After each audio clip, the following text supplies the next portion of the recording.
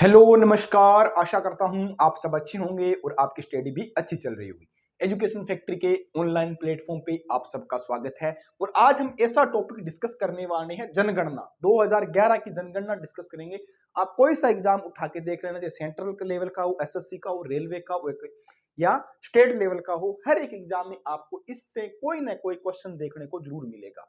तो किस तरह के क्वेश्चन आते हैं, सब चीज मैंने कवर की है, आपको जरूर मिलेगा। इससे बाहर कहीं कुछ भी नहीं आपको जाना पड़ेगा। 1 से लेकर 2 नंबर आपके हर एग्जाम में फिक्स है। मात्र 10 से 15 मिनट में अपन ये पूरी क्लास कर लेंगे। तो डिस्कशन स्टार्ट करते हैं। चैनल पे नए हो सब्सक्राइब कर लेना। पीडीएफ चाहिए, टेलीग्राम ग्रुप ज्वाइन करना, लिंक वीडियो के डिस्क्रिप्शन में। प्ले स्टोर से एजुकेशन फैक्ट्री का ऐप जरूर डाउनलोड करें, जल्दी आपको वहां पे सभी एग्जाम की टेस्ट सीरीज देखने को मिलने वाली है। तो स्टार्ट करते हैं और हमारा आज का टॉपिक। सबसे पहले मैं बात करूं तो इस जनगणना के बारे में, और जनगणना कब स्टार्ट हुई थी। तो जनगणना बेटा कब स्टार्ट हुई थी, ब्रिटिश भारत मतलब देश आजाद नहीं हुआ था तो 1872 में वाइसराय कौन था, लॉर्ड मेयो था। कौन था, लॉर्ड मेयो का शासक था, लॉर्ड मेयो का वाइसराय। 1872 में क्या भारत में पहली जनगणना हुई थी। जनगणना स्टार्ट होगी 1881 के अंदर। सन 1881 में वाइसराय कौन था, लॉर्ड रिपन था। उसके शासनकाल में हर साल मतलब प्रत्येक 10 वर्ष से क्या जनगणना लगातार स्टार्ट होगी। अब क्वेश्चन ऐसे आएगा, भारत में पहली जनगणना कब हुई थी या उस टाइम वाइसराय कौन था। तो 1872 में हुई। वाइसराय कौन था, लॉर्ड मेयो था। भारत में कंटिन्यू या लगातार 10 की जनगणना कब स्टार्ट हुई थी, 1881 में हुई थी। उस टाइम वाइसराय कौन था, लॉर्ड रिपन था। ये दो क्वेश्चन बनते हैं, इंपॉर्टेंट क्वेश्चन है, स्टार लगा लेना। बहुत बार एसएससी के एग्जामों में आए हैं, चाहे रेलवे के एग्जाम उठा लेना। भारत में प्रथम जनगणना हुई थी, अपन स्वतंत्र भारत हुआ था, उसमें जनगणना जो मतलब आयुक्त कौन थे, डब्ल्यूसी कौन थे, प्लाउडेन थे। कौन, प्लाउडेन इसके आयुक्त बनाए गए थे। तो 1872 से लेके 2021 की जनगणना कौन सी जनगणना थी, 15वीं जनगणना थी। क्रम कौन सा था बेटा, 15वीं जनगणना थी। ठीक है। 10 की जनगणना की मैं बात करूं, अगर 10 की जनगणना की बात करूं, 10 की जनगणना 14वीं थी। अब आप सोच रहे हो सर 14वीं कैसे होगी, क्योंकि 1872 में पहली जनगणना हुई और 2011 हमारी लास्ट जनगणना थी। अब 2025 में स्टार्ट हुई, वो नए डेटा आएगा तब आपको करा दिया जाएगा। तो 1872 से शुरू हुई, 2011 लास्ट था, तो 15वें क्रम की जनगणना थी।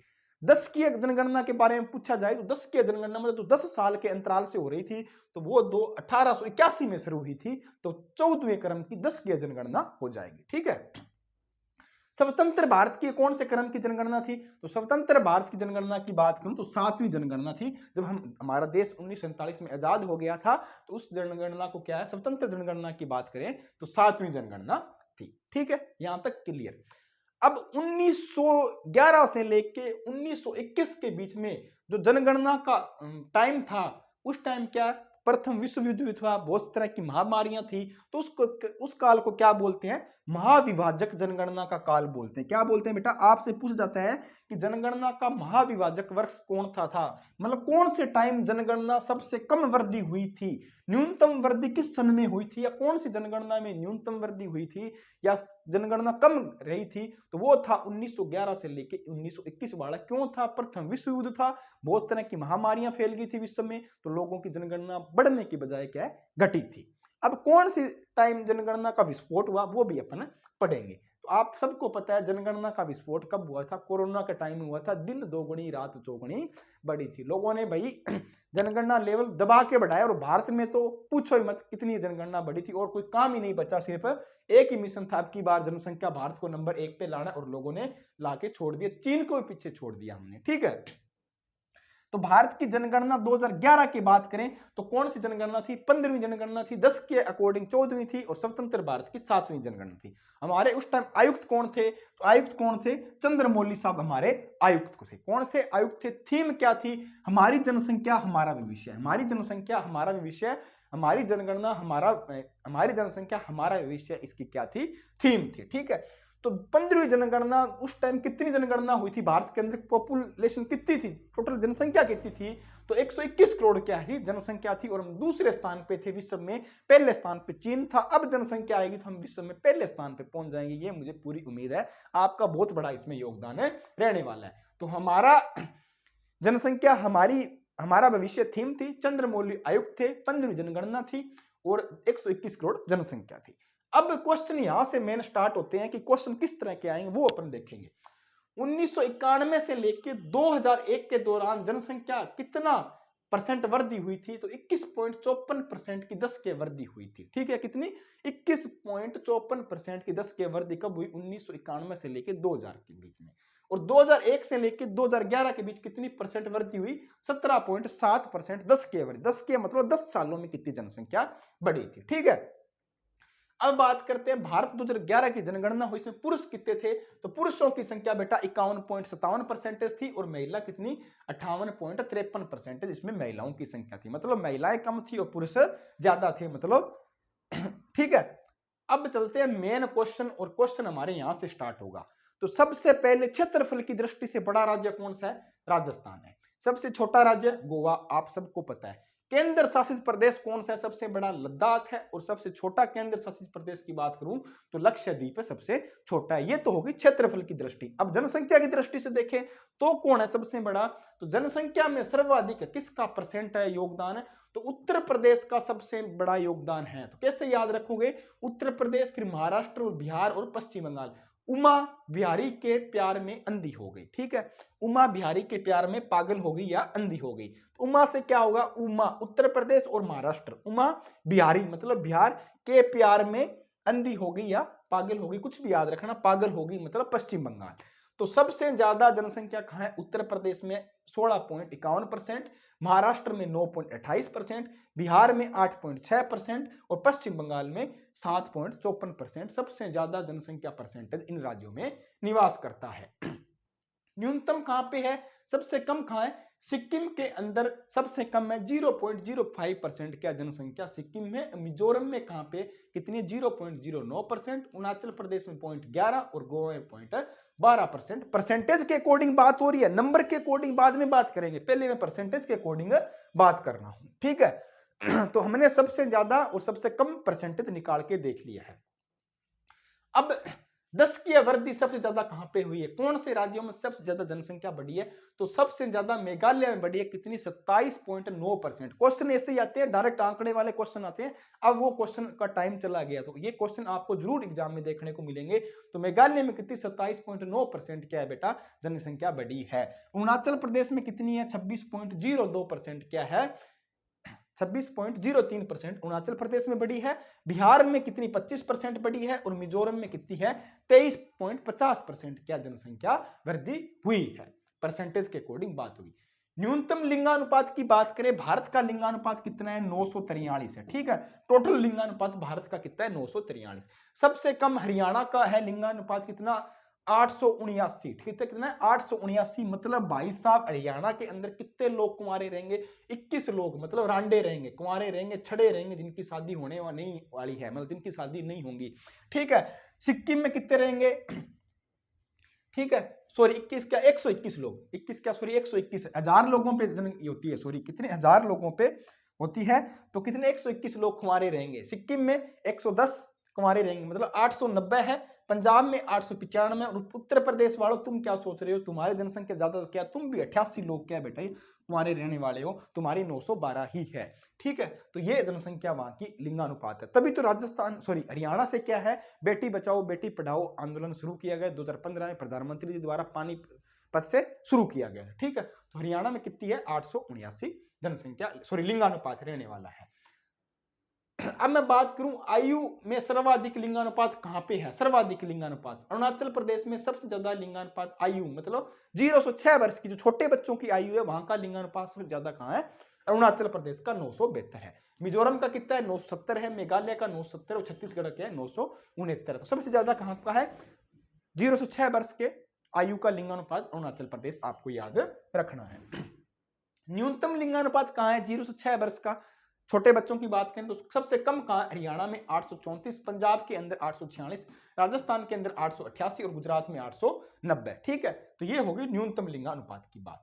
अब बात करते हैं साक्षरता दर की। भारत में कितने लोग पढ़े हैं? तो 2011 की जनगणना के अनुसार मैं बात करूं तो भारत में टोटल कितने? 73% लोग क्या बेटा साक्षर है। 100 में से मतलब 73 लोग ही पढ़े। कितने? 100 में से 73 लोग पढ़े हुए लिखे हैं। उसमें महिला कितनी है? मेल की बात करें तो मेल कितने हैं इसके अंदर 80% है, ठीक है। और फीमेल की मैं बात करूं, फीमेल महिला कितनी है 64.60% क्या इसमें महिला पड़ी हुई है। टोटल बात करें तो 73% जनसंख्या पड़ी हुई है, महिला पुरुष कितने 80% और महिलाएं क्या 64% महिलाएं इसमें पड़ी हुई है। तो ये हमारी होगी साक्षरता दर हो गई। अब देखते हैं राज्य वाइज और परसेंटेज के अकॉर्डिंग सबसे ज्यादा पढ़े लिखे लोग कहाँ है, केरल के अंदर है। कहा केरल के अंदर सबसे ज्यादा पढ़े लिखे लोग हैं, ठीक है। कितने 94%, मिजोरम में 91.33%, गोवा में 88.70% और त्रिपुरा में क्या 87.20% लोग क्या है पढ़े। मतलब सबसे ज्यादा पढ़े लिखे लोग कहां पे है, केरल राज्य के अंदर है। अब बात करें नेक्स्ट सबसे कम न्यूनतम साक्षरता दर कहां पे है, तो न्यूनतम साक्षरता दर की बात करूं तो सबसे कम कहां है बेटा, बिहार के अंदर। कहां पे, बिहार में 61.80% लोग पढ़े हैं। अरुणाचल प्रदेश के अंदर कितने 65.40%, राजस्थान के अंदर 66.10 और झारखंड के अंदर कितने 66.40% है। ये न्यूनतम साक्षरता दर है। मतलब आपको याद रखना है बिहार में सबसे कम और केरल में सबसे ज्यादा लोग पढ़े लिखे हुए हैं। फिर बात करते हैं सर्वाधिक ग्रामीण जनसंख्या कहां पे है, तो सबसे ज्यादा लोग कहां पे निवास करते हैं, तो गांवों में सबसे ज्यादा लोग निवास करने वाली जनसंख्या की बात करूं तो 90% लोग हिमाचल प्रदेश के गांवों में निवास करते हैं, बिहार के 88% लोग गांवों में निवास करते हैं, असम के 85% और उड़ीसा के कितने 83.90% क्या है गांवों में निवास करते हैं। तो ग्रामीण जनसंख्या की बात होगी। अब बात कर लेते हैं शहरी जनसंख्या कितनी, कौन से राज्य की सबसे ज्यादा है, तो गोवा के अंदर मैं बात करूं तो सबसे ज्यादा गोवा में शहरों में लोग निवास करते हैं, कितने 62.2% है गोवा में। फिर मिजोरम के अंदर 52.2%, तमिलनाडु के अंदर 84.4% और केरल के अंदर 47.7% लोग क्या है शहरों के अंदर निवास करते हैं। तो सबसे ज्यादा गांवों में किस कहां हो गए, हिमाचल में, और शहरों में सबसे ज्यादा कहां पे हो गए, गोवा के अंदर हो गए। ये भी आपको याद रखना है। वो तो थी परसेंटेज। अब आंकड़ों के अकॉर्डिंग बात कर लें तो परसेंटेज तो थी वहां पे, अब है आंकड़े। तो सबसे ज्यादा सर्वाधिक नगर के अंदर महाराष्ट्र में लोग कितने 5.08 करोड़ क्या है नगर के अंदर, सिटी के अंदर लोग निवास करते हैं। आंकड़ों के अकॉर्डिंग वो था परसेंटेज के अकॉर्डिंग। उत्तर प्रदेश के कितने 4.44 करोड़ है, तमिलनाडु के कितने 3.49 करोड़ शहरों के अंदर, और पश्चिम बंगाल के 2.90 करोड़ लोग क्या शहरों के अंदर निवास करते हैं। फिर चलते हैं अनुसूचित जाति मतलब एससी की बात करते हैं। किसकी बेटा, एससी के अंदर कितने लोग कहां पे रहते हैं, तो मैं एससी कैटेगरी की बात करूं तो सबसे ज्यादा एससी कैटेगरी कहां पे रहती है, उत्तर प्रदेश के अंदर कितनी 4.13 करोड़ उत्तर प्रदेश के अंदर, पश्चिम बंगाल में 2.14 करोड़, बिहार के अंदर कितनी 1.65 करोड़ और तमिलनाडु के अंदर 1.14 करोड़। तो आपको याद रखना है सबसे ज्यादा एससी कैटेगरी कहां रहती है, उत्तर प्रदेश के अंदर रहती है।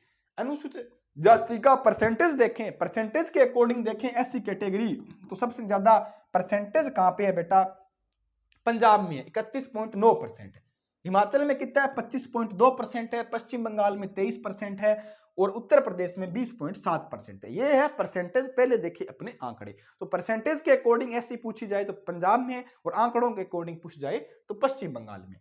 फिर देखते हैं अनुसूचित जनजाति मतलब एसटी की मैं बात करूं, एसटी कैटेगरी सबसे ज्यादा कहां पे रहती है, तो आंकड़ों के अकॉर्डिंग बात चलें तो मध्य प्रदेश कितना 1.53 करोड़ है, महाराष्ट्र कितना है 1.05 करोड़ है, उड़ीसा कितना है 9 मतलब 95 लाख और 90,000 मतलब, ठीक है 95 लाख 90,000।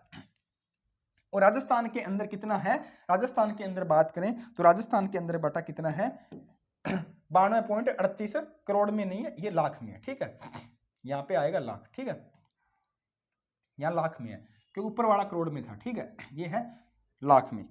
तो सबसे ज्यादा कहां पे रहती है ST category, ST category MP के अंदर रहती है। ये नंबर के अकॉर्डिंग बात हो रही है।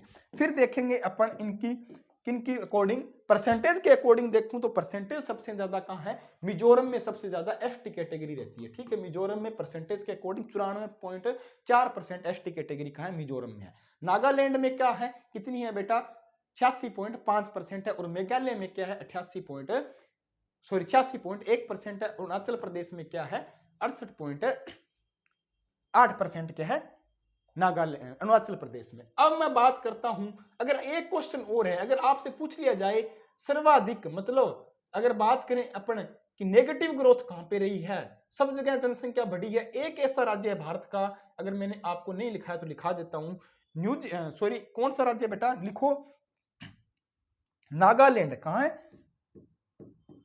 नागालैंड एक ऐसा राज्य है भारत का जहां जनसंख्या